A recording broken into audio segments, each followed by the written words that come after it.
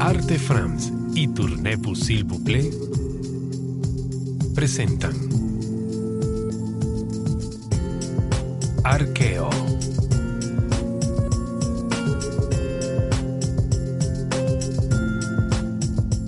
Mi nombre es Peter Eco, soy arqueólogo y los llevaré a lugares muy importantes en todo el mundo. Conoceremos a otros arqueólogos y aprenderemos sobre sus investigaciones y sus más recientes descubrimientos.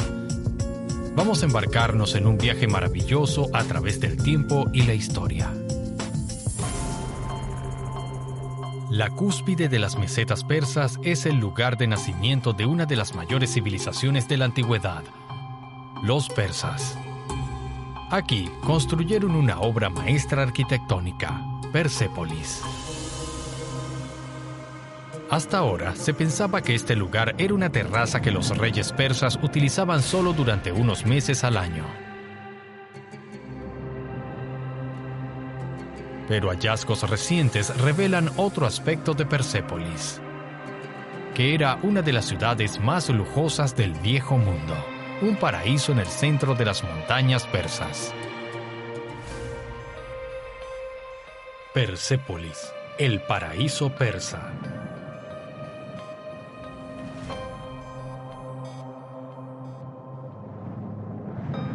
Al pensar en Persépolis, nos referimos a esta enorme terraza artificial, sobre la que se levantaron suntuosos palacios y donde todavía se aprecian las majestuosas estructuras.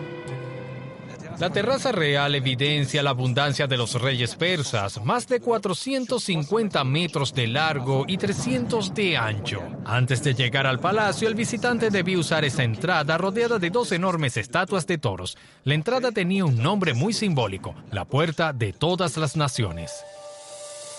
Entre el sexto y cuarto siglo a.C., el imperio persa de los aqueménidas dominó 23 naciones que aparecen descritas en la terraza. Aquí se pueden ver dos pueblos distintos de Anatolia, los jonios y los lidiosos, con sus peinados particulares. Esos son los nubios, procedentes de la actual Etiopía.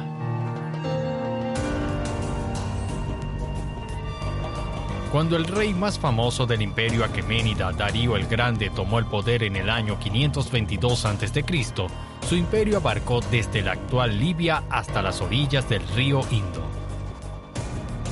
Un vasto territorio, lo que lo convierte en uno de los reyes más poderosos de la antigüedad.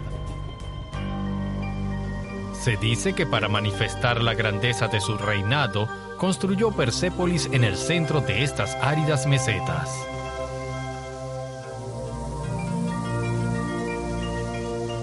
Llegó aquí durante las principales ceremonias de la temporada, acompañado de su corte itinerante. Delegaciones de todos los pueblos del imperio vienen aquí para proclamar su lealtad en una procesión repleta de regalos para él.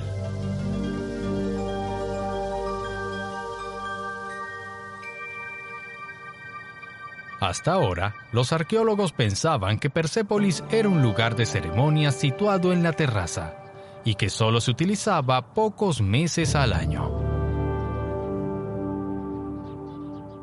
Sin embargo, Diodoro Sículus, un autor griego, describe a Persépolis como una verdadera ciudad, la más próspera de toda Persia. Hoy, desde la terraza, no se ve nada, así que... ¿dónde está? Abajo no hay edificios ni vestigios de la ciudad persa a la vista. Pier Francesco Calieri lleva 8 años excavando en Persépolis. Sus colegas iraníes y él han descubierto las fallas de los modelos establecidos por los arqueólogos que han estudiado este sitio desde el siglo XIX. La terraza real se extiende a lo largo de varios metros. ¿Qué creían que existía debajo? Los primeros arqueólogos en llegar no les dieron mucha importancia a los lugares alrededor de la terraza. No mostraron interés alguno. Pienso que fue porque había mucho que excavar. Esta área es enorme. La terraza mide 12 hectáreas. ¿Pero a ti te interesó? Sí, porque es como un gran barco en el océano. Es imposible que sobreviva sin suministros como la comida, lo básico. Por lo tanto, hay que plantearse lo siguiente. Debemos pensar que semejante monumento solo pudo existir con ayuda de una gran estructura de soporte en el terreno debajo de la terraza. Si los arqueólogos ahora pueden apoyar esta hipótesis, se debe a un hallazgo fundamental. Se llevó a cabo en los años 30 en las fortificaciones de la terraza. Ernst Hertzfeld, un científico de la Universidad de Chicago, descubre miles de tablillas de arcilla que datan del reinado de Darío. Para los arqueólogos, estas tablillas contienen información clave para entender Persépolis. Pero son tantas que décadas después siguen sin poder descifrarse. Todavía se estudian algunas de ellas en Teherán, en el Museo Nacional de Irán. Shahrukh Rameshur y Walter Henkelmann figuran entre los pocos investigadores que descifran este tesoro. Lo que pudieron leer en estas tablillas cambia por completo la visión que teníamos de Persépolis. Veo que es una cuña, pero ¿en qué idioma está escrito? Estas están escritas en elamita. El elamita fue uno de los idiomas oficiales y administrativos del Imperio Persa. Cuando fueron descubiertas, las personas estaban fascinadas porque pensaban que habían encontrado escritos políticos de Persépolis, del reinado de Darío. Pero al estudiarlas se percataron que eran escritos importantes sobre lo que sucedía de trasfondo. Narran cosas que no son contadas por las inscripciones reales y los reyes. Contienen información muy importante. Walter, ¿qué está escrito en estas tablillas? Por ejemplo, esta antigua tablilla narra sobre un sacerdote que recibió grandes cantidades de harina, 360 kilos de harina aproximadamente. Las tablillas suelen ser el resultado de una vasta burocracia que distribuye los alimentos, como harina, por ejemplo, a equipos de trabajadores, sacerdotes, hombres con funciones oficiales en la economía de Persépolis. Este registro habla de 10.000 trabajadores, lo que significa que Persépolis no es solo un lugar de ceremonias utilizado de forma ocasional por los reyes. Es una ciudad. Así es, sí. Gracias a las traducciones de estas tablillas, Pier Francesco y su colega iraní Alireza Ascari comenzaron su búsqueda por descubrir la ciudad de Persépolis y sus decenas de miles de residentes de la región bajo la terraza. La ciudad que vemos ahí se extendía por toda la llanura a nuestro alrededor. Sabemos que existió un gobierno, obreros, artesanos. Por lo tanto, todos ellos vivieron en la ciudad. Persépolis fue una ciudad de la realeza. El rey recibió visitas de todas partes del imperio. Tuvo que impresionarlos con toda la opulencia. Pensaba, debemos buscar una ciudad que sea como ninguna otra. Pero, ¿por dónde empezar? Solo hay campos y tierras áridas alrededor de la terraza. Los hogares y los talleres más sencillos fueron construidos de barro y con el tiempo desaparecieron.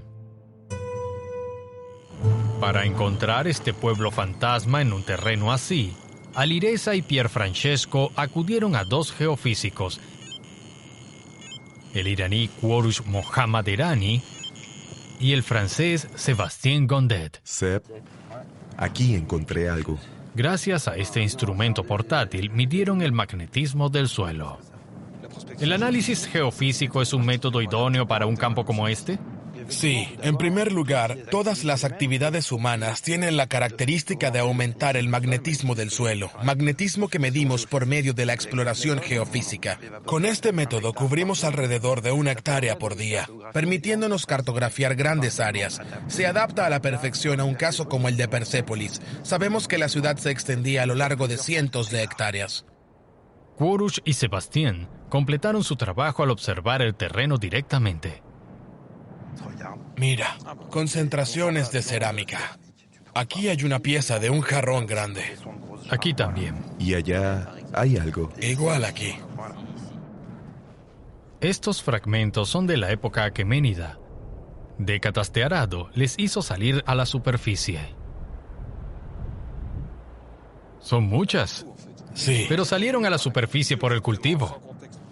De hecho, no encontramos un plano detallado de las edificaciones en la cartografía. Por eso también registramos las concentraciones de cerámica en la superficie. Y si encontramos exceso de concentraciones de cerámica y áreas magnéticas del suelo, entonces decimos sí, aquí en verdad hubo una actividad laboral. Los dos científicos pudieron identificar las áreas de ocupación. Sin duda, en los antiguos distritos de la ciudad, los arqueólogos comenzaron a excavar estas áreas.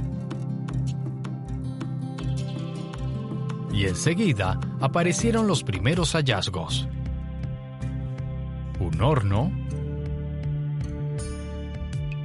un vecindario de artesanos,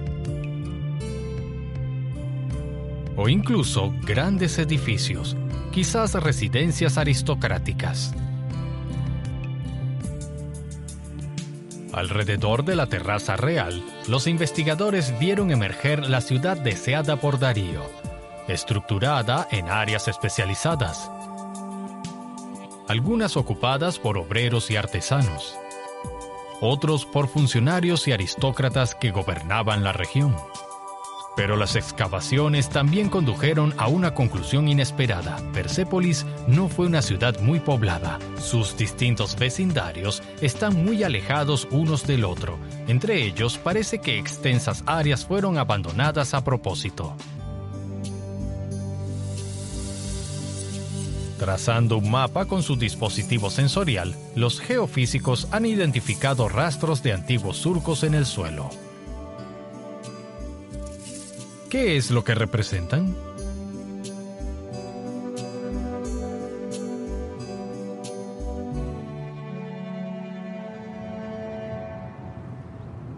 Para responder esta pregunta, me reuní con Sebastián a 48 kilómetros de Persépolis.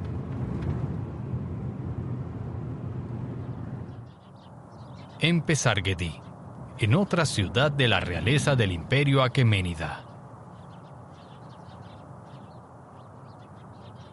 Amit Fadai es el curador de aquí. Estos conductos están bien conservados. ¿Es así en todo Pesárgedi? Sí, estamos ubicados en una extensión de 2 hectáreas y lo peculiar es que está cubierto por un conducto de piedra de más de 1 kilómetro. El diseño de estos sistemas de conductos es increíble. Su forma, su inclinación, su arquitectura con cuencas de piedra y secciones sin fisuras está muy bien diseñado.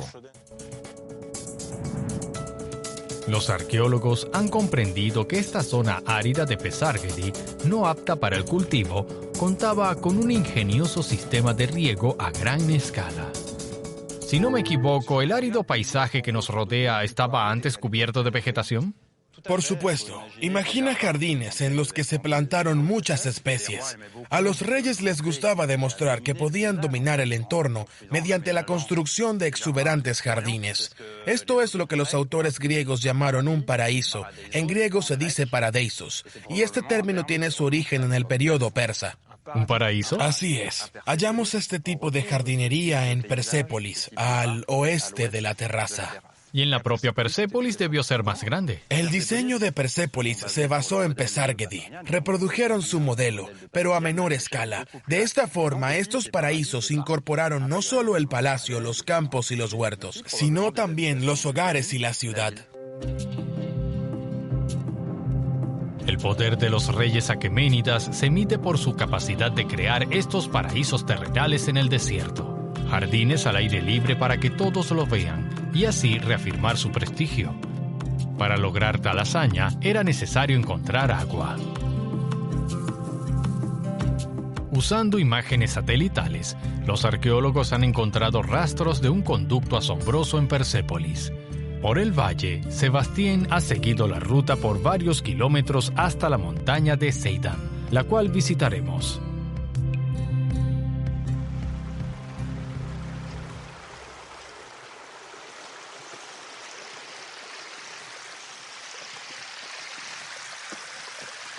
Hay motivos para creer que esta fuente fue utilizada por los reyes aqueménidas para abastecer a Persépolis. Buen uso de la tecnología. ¿Qué tan lejos estamos? A 14 kilómetros de la terraza de Persépolis, lo que significa que tuvieron que construir un conducto desde estas fuentes hasta la terraza. Un conducto que atravesaba la planicie, llegaba a la montaña de Persépolis y continuaba hasta la terraza. ¿Esto explica el agua utilizada para regar los jardines? En efecto, para regar los parques, jardines, campos y huertos necesitaban mucha agua, así que vinieron aquí. ¿Por qué? Porque es agua potable. Otras fuentes en la planicie son a menudo muy saladas, pero aquí había agua potable para la agricultura, agua que también servía para el consumo humano de la población de Persépolis. Gracias a esta agua potable, el rey Darío logró hacer de Persépolis un paraíso persa. Pero, ¿cómo pudo ser el aspecto de este Edén? Hace unos meses, un equipo de científicos iraníes y franceses se embarcaron en un viaje al pasado, al excavar la Tierra. Estos cilindros son el vestigio de los jardines de Persépolis.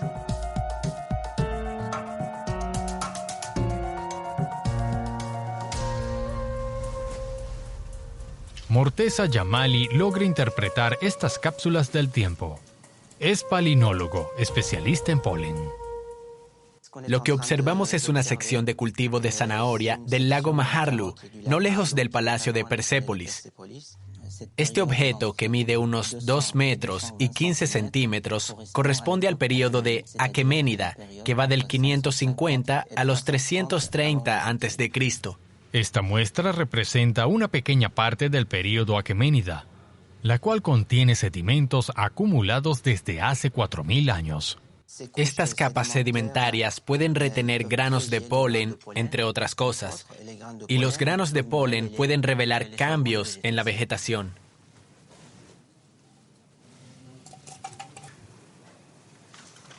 Al observar estas muestras con el microscopio, Morteza descubrió que nuevos pólenes aparecieron en la región cuando los aqueménidas llegaron al poder.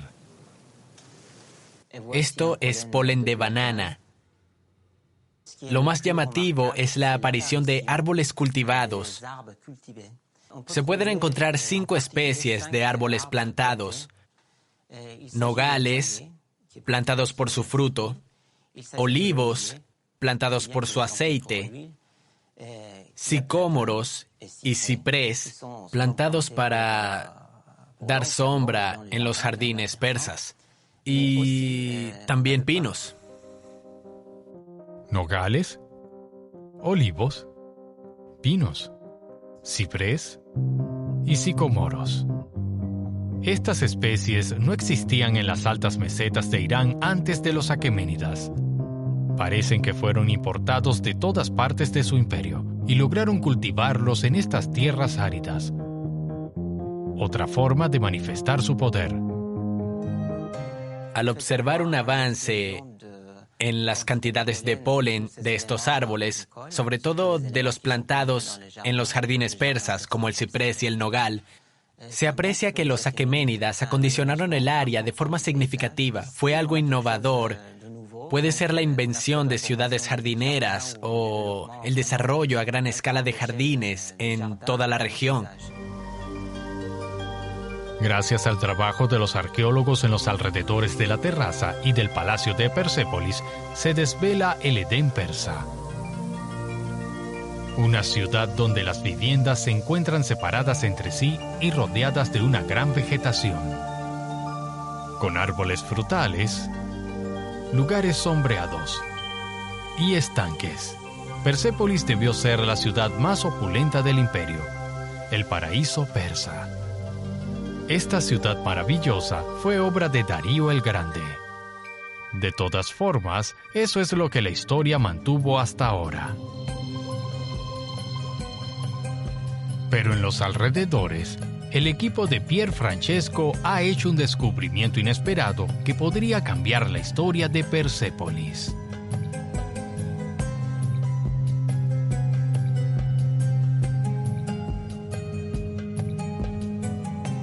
¿Qué te llevó a investigar aquí? Fue por casualidad, ya que nuestro proyecto Palacio en la Ciudad nos llevó a realizar estudios sobre la planicie. Cuando empezamos a excavar aquí, nos encontramos con una gran sorpresa. Esta es una puerta monumental de forma rectangular, muy sólida. Paredes de ladrillo de 10 metros que rodean un pasillo con una cámara interior. ¿Cuál era el propósito de este edificio? Al encontrar la respuesta, los arqueólogos quedaron perplejos. En la búsqueda descubren estos elementos decorativos, algunos decorados con relieves y otros con barniz. Alireza Ascari, codirector de la excavación, los estudia a medida que aparecen. Este es un ojo, uno hermoso. Podemos notar que fue pintado con 2 colores diferentes. Y mira, aquí hay otro ladrillo grabado, relacionado con él, el cual guarda gran importancia. Es este. Creemos que esto es parte de un dragón babilónico llamado Mushushu. Y aquí está su cuerno. Y cuando colocamos este ladrillo junto al otro, forma parte de la cabeza de Mushushu. A partir de estos fragmentos de ladrillo, los investigadores reconstruyeron al animal. El Mushushu es un dragón con las patas delanteras de un león, las patas traseras de un águila y la cabeza de una serpiente. Un animal mitológico de origen babilónico que los arqueólogos nunca antes habían encontrado en Persia.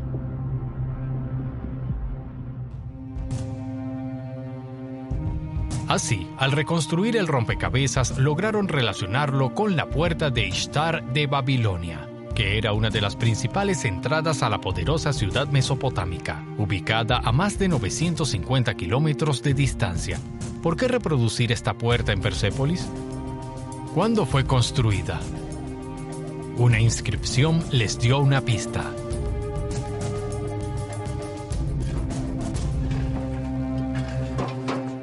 Esta inscripción cuneiforme es muy importante. Significa rey. Pero está escrito en una lengua antigua que ya no se usaba en la época de Darío. Esto nos permite afirmar que esta puerta de estilo babilónico fue construida antes de la llegada de Darío al poder. Gracias al descubrimiento de esta puerta, los arqueólogos dedujeron que aquí existió una ciudad antes del reinado de Darío. Tal vez fundada por uno de sus predecesores, Ciro, que 20 años antes, en el año 539 a.C., conquistó Babilonia. Fue él quien habría construido esta puerta para celebrar su victoria. Él habría fundado Persépolis antes de que Darío se trasladara allí con su palacio y transformara la ciudad en un paraíso persa. Con estos nuevos hallazgos, una historia completamente nueva de Persépolis se revela, gracias al trabajo de estos arqueólogos iraníes, italianos y franceses. ¿Cómo tu reciente trabajo ha cambiado la visión que teníamos de Persépolis? Nuestra perspectiva dio un gran giro, la investigación se trasladó a las afueras de la ciudad. Nos dimos cuenta de que la verdadera Persépolis es mucho más que una simple terraza. Esta representa solo una pequeña parte de ella. Por lo tanto, expandimos el perímetro de Persépolis más allá, tanto en el área como en el tiempo. Esta es una parte importante de la cultura iraní, que nació durante el reinado de los aqueménidas. Por eso, para nosotros, los iraníes, es tan importante entender la civilización que se construyó y prosperó en la hermosa ciudad de Persépolis.